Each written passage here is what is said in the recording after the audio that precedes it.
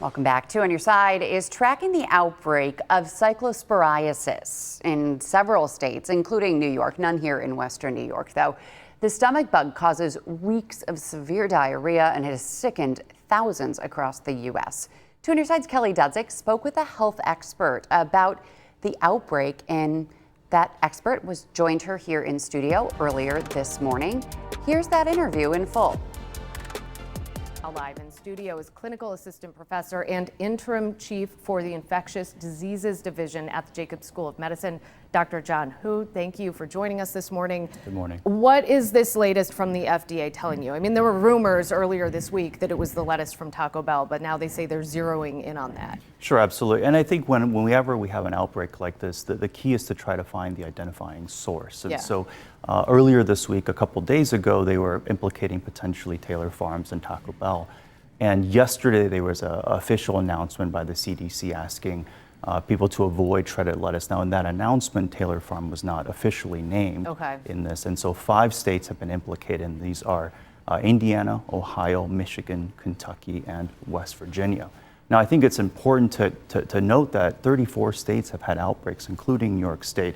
And so this does not mean that this is the only potential source here.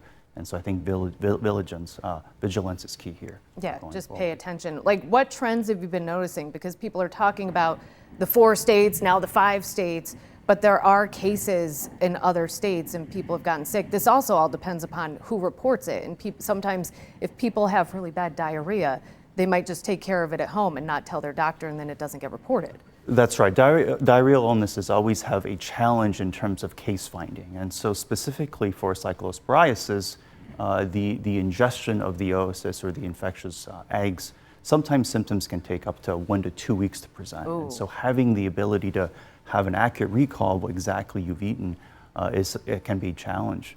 I think in addition to this, the typical testing we do for stool, such as an ova and parasite, does not routinely pick up this parasite. And so the provider has to specifically ask for special testing to find it. And so we find this case lag in terms of when symptoms present, but also challenges in detection. And as you said, not everybody seeks care whenever they have diarrheal illness. What I've been telling people is that if you have symptoms for more than a few days, especially in this current outbreak, you should probably seek care. And even if you are not facing dehydration, for example, the ability to have these cases reported is going to be important for health officials to find.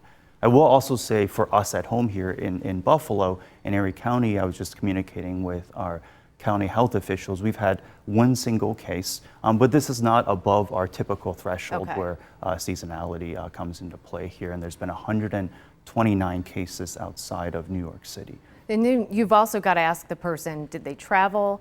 And then some people keep food logs because they track everything they eat, but not everybody. And so it might be hard for somebody to remember what they ate a couple weeks ago, so that the government can then track down the source. I mean, there are a lot of things that have to fall into place here. And it also reminds me the early days of COVID when people were doing contact tracing, the same kind of thing. That's right. I mean, I think keeping food logs are great, especially if you're in an area with high numbers. But I think when at the end of the day, having the accurate testing is going to be key here. What causes this to spread so quickly? Because it's a parasite, right? You can't get sick. I think it was important the other day when we were hearing that you couldn't get sick from another person who had it. You had to eat the food that had the parasite on it. That's absolutely right. So unlike other notable diarrheal illnesses such as norovirus, this is not passed person to person. And so the eggs have to actually dwell in the environment for a period of time. And so typically this happens when soil or water is contaminated by feces from somebody else that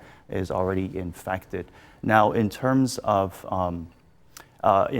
having the duration of illness, you can have periods where people can get better or worse, and so this plays into another challenge of having a diagnosis here. And really tracking it down. Yes. What kinds of things can people do to prevent this? I've seen lists of like berries with different crevices, like raspberries might be bad, or now we know the lettuce situation, but then you also don't want to tell people not to eat fruits and vegetables because that's bad too. That's right. I think it's really challenging to tell somebody to say, take out an entire food group when we have so much benefit. I think the thing to emphasize here is that, cooking and heating and the temperature here is 158 degrees Fahrenheit is the only sure way to kill the parasite eggs and prevent spread. And so I think other things that we could potentially do are, now that lettuce has been implicated, and in the past, bag lettuce, for example, has been potential sources. So if you're going to eat leafy greens, I would say, buy the entire vegetable. That way you can at least, for example, take off the outer leaves and then wash everything really well.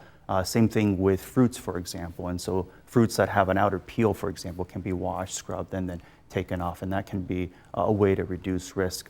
Things like raspberries and strawberries with little nooks and crannies may be challenging to wash. But again, the bottom line is cooking is the only way to eliminate the risk, and these other methods simply potentially reduce the risk. Anything else you think people should know today about this? Well, I think the key here is to still practice vigilance. And so even though we have a potential source in these 5 states announced, this may not be the only source response for the outbreaks of the other 34 states, including here in Buffalo. All right, all good tips and real talk about something that's impacting lots of people. Appreciate it, Doctor. My pleasure. Very helpful, and you can find more information about cyclosporiasis on our website, WGRZ.com.